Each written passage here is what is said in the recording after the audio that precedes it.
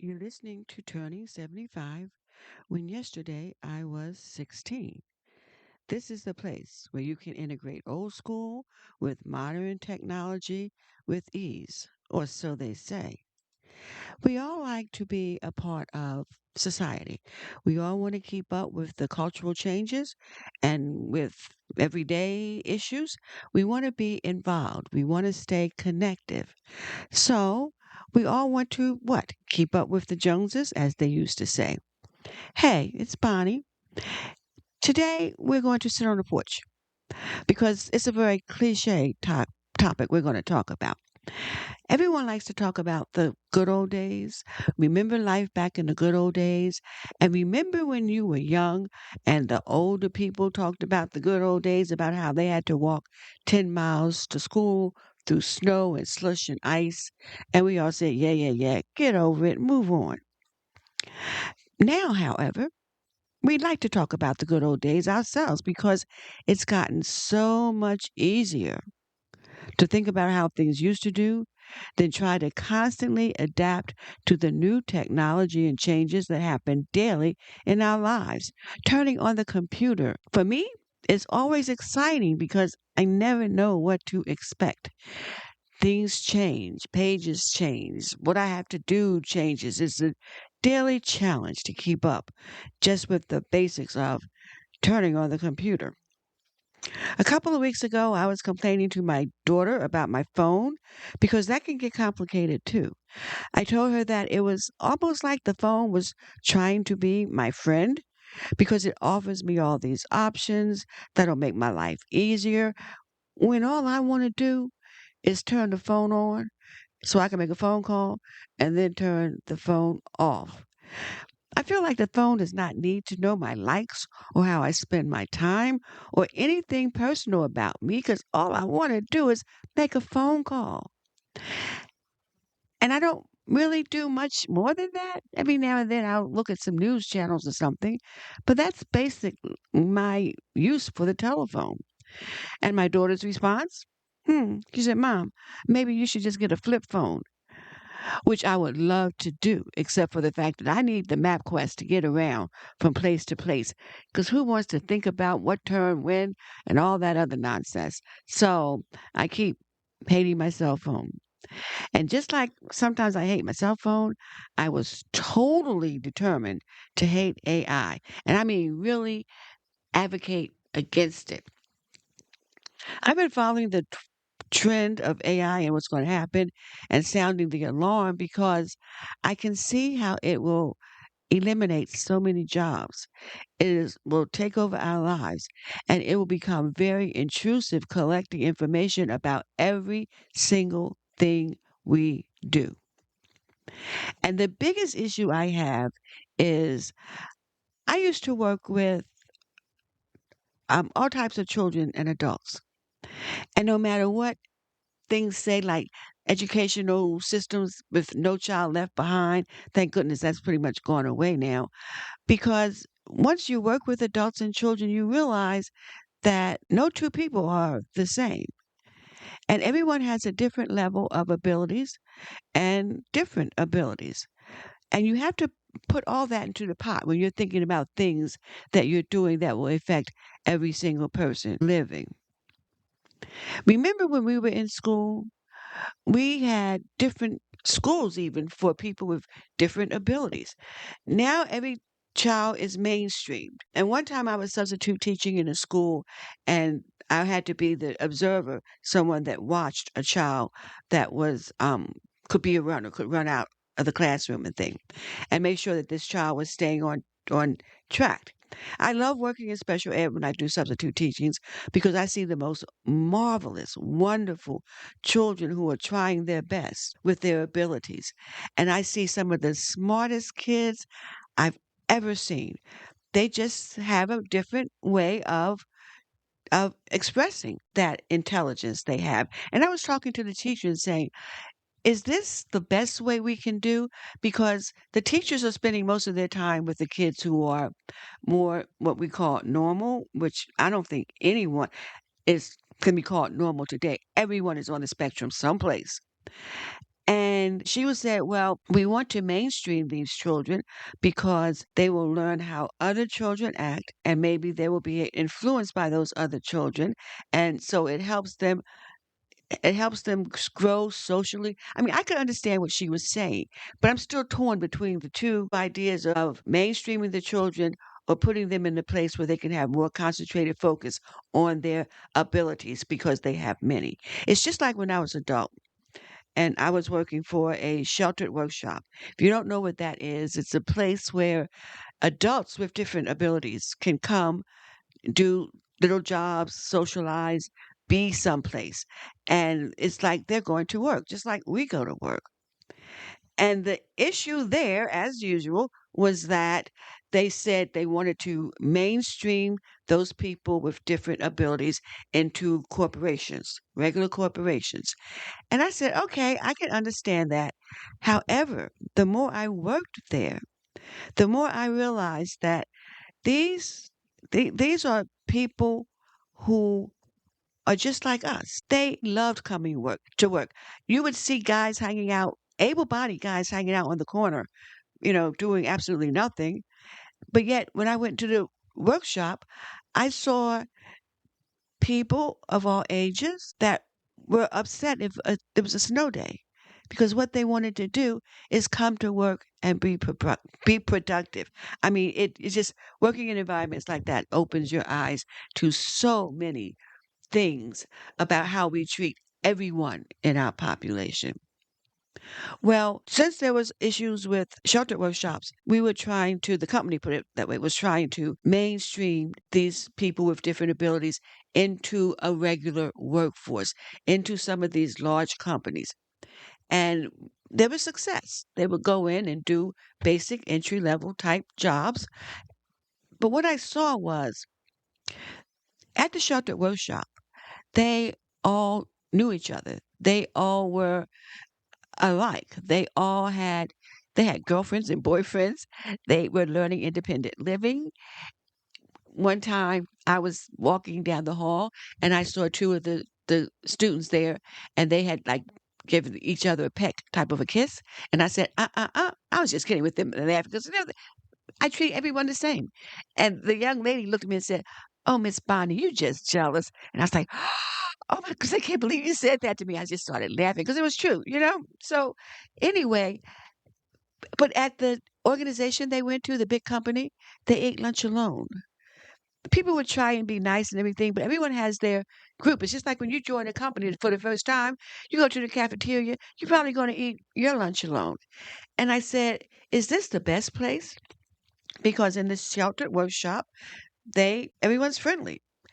But when they go into a big organization, people may not be reaching out to be as friendly. So it's a catch 22 situation. One way means this, the other way means that. And they're both valid things. Back to AI, because believe me, when I say I wanted to hate I meant it because I saw what it could do to people who weren't brilliant. And I'm one of them, okay? I can see AI taking away jobs. I can see AI making difference in how we are going to be assessed in our life skills. And minimum skills won't be enough. Bachelor degrees won't be enough. Only those highly skilled people will be employable, in my opinion. And we all know that all people are not skilled equally for the workforce. I was single and dated this guy that was so good to me and so nice. Now, he probably, in this reality, may have been considered special ed. He wasn't the smartest mouse in the closet, but I will tell you one thing, this guy treated me better than any man in my life ever has. We had so much fun together. Why? Because he was kind, he was considerate, and we just laughed all the time. Now, it wasn't a really serious relationship because I move around a lot, so I didn't get into, real serious relationships that I would have to leave. But I looked at him and said, "Yeah, he's not really that smart, but he is one of the nicest people I've ever met. So I'm hanging out." And we had a good time.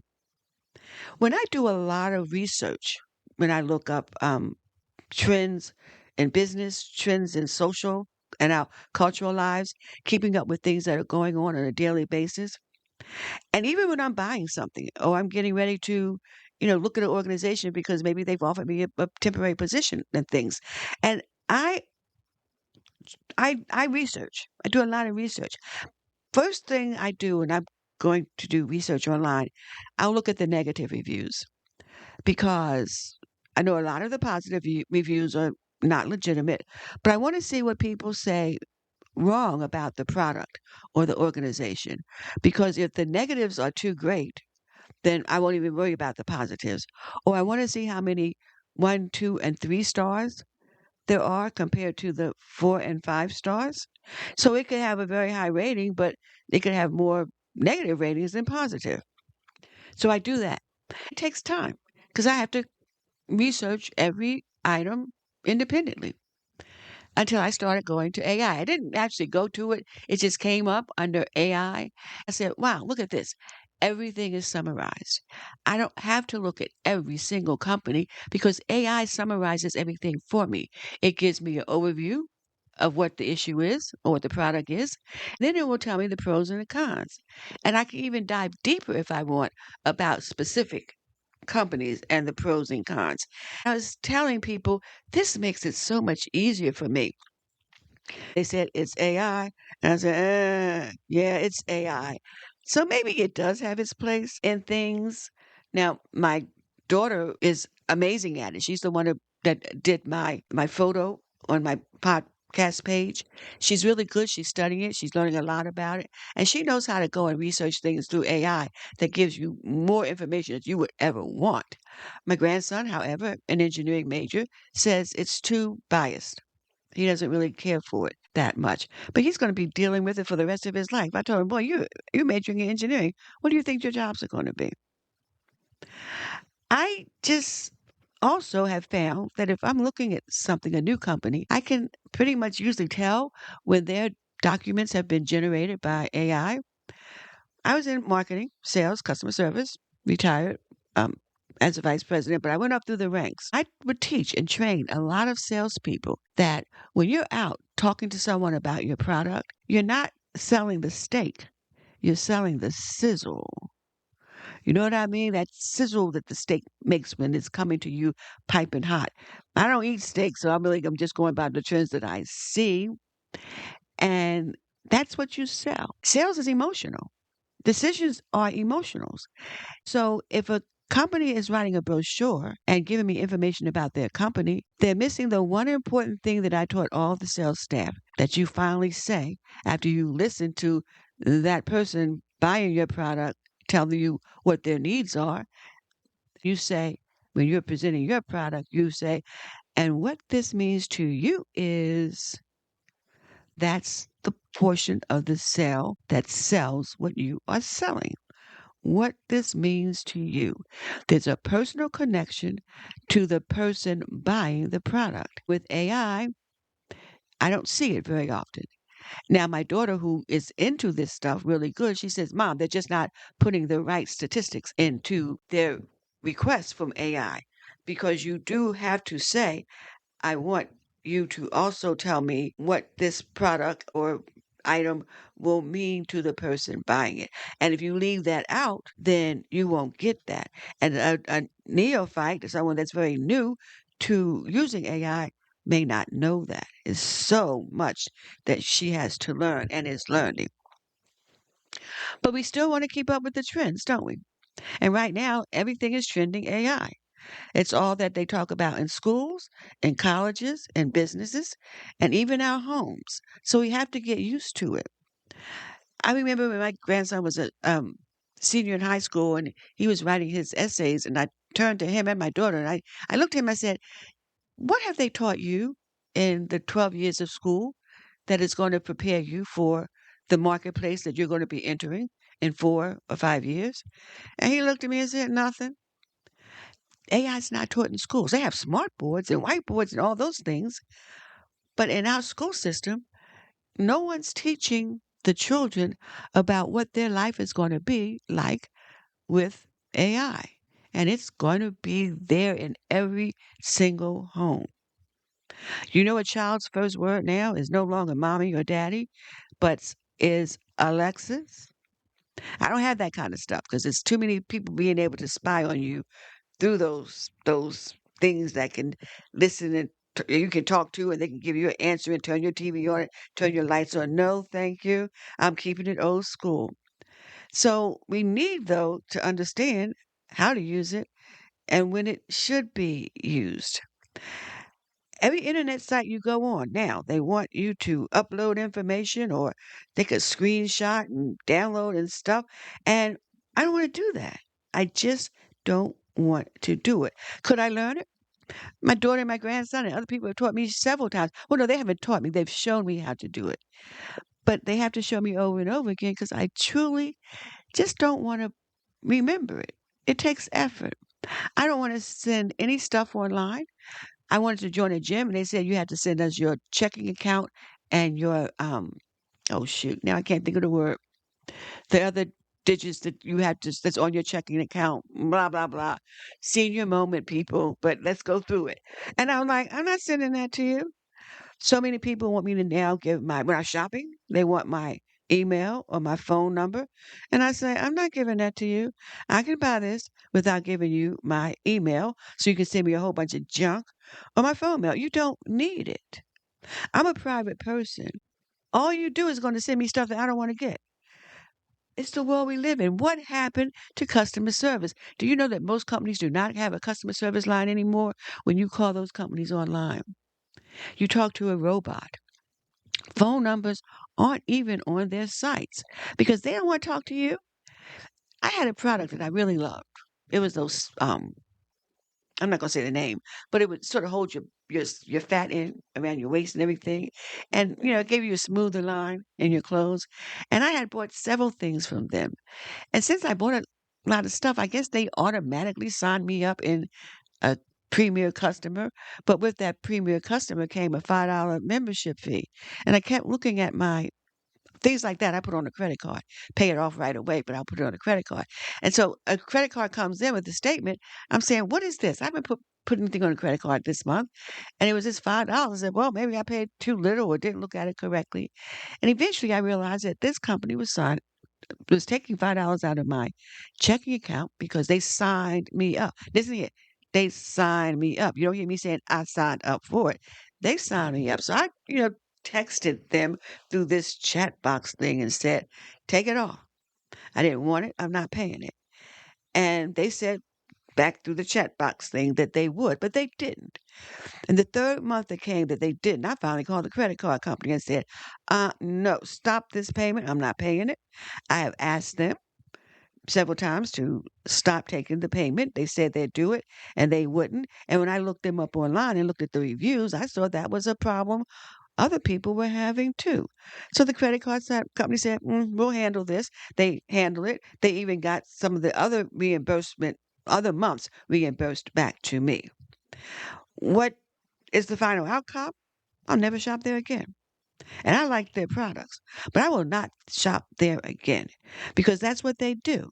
They make it difficult for you to get out of something, even though you never asked for it. But you know what? Join the rest of the world with just having to put up with this. Companies that want social security numbers, driver's license numbers. I just tell people, I'm sorry, I'm not going to send you that information online.